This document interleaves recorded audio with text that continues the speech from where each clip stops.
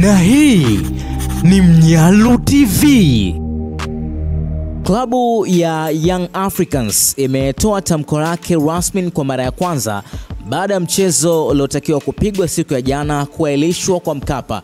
Taarifa hiyo ameiweka kwenye ukurasa wa Instagram ambayo inasomeka: kamati ya utendaji wa Yanga chini ya Rais Mhandisi Hersi Said imefanya kikao cha dharura leo tarehe 9 Machi mwaka 2025 kwa njia ya mtandao kujadiliana na kukabiliana na mambo yafuatayo. Kwanza, uongozi wa Yanga unatoa pole kwa wanachama, mashabiki, wapenzi na wadau wa mchezo wa mpira wa miguu waliosafiri kutoka sehemu mbalimbali duniani na kushindwa kushuhudia mechi yetu dhidi ya klabu ya Simba iliyokuwa ifanyike jana tarehe 8 Machi 2025 katika uwanja wa Benjamin Mkapa.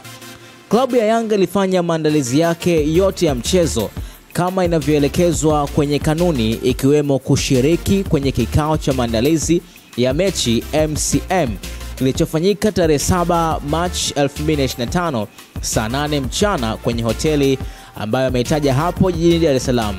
Kwenye kikao hicho ambacho kilihudhuriwa na klabu ya Yanga na Simba, wasimamizi wa mchezo ikiwemo mratibu wa mchezo, afisa wa usalama wa mchezo, mtathmini na maamuzi, kamishna wa mchezo na watendaji wa bodi ya ligi.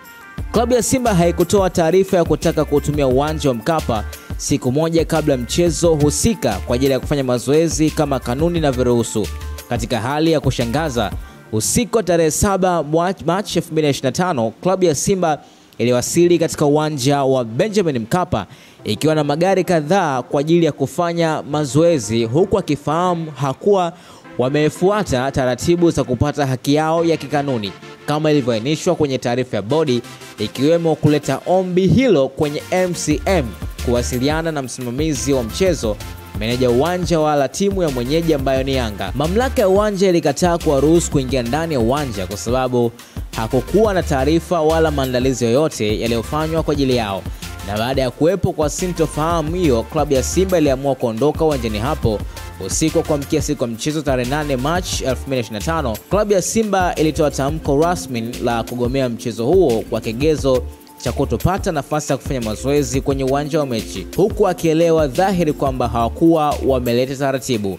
Hii ni taarifa tu ambayo imetolewa kwenye page ya Young Africans na kuna taarifa nyingine ambayo inaendelea huko kwenye page yao. So ni miongoni mwa kitu ambacho kilikuwa kinasubiriwa na mashabiki wengi kuona Young Africans inatoa tamko gani baada ya mchezo kutopigwa siku ya jana. Subscribe na turn on notification ili wa kwanza kupata habari ambazo zinawekwa hapa. Na hii ni Mnyalu TV.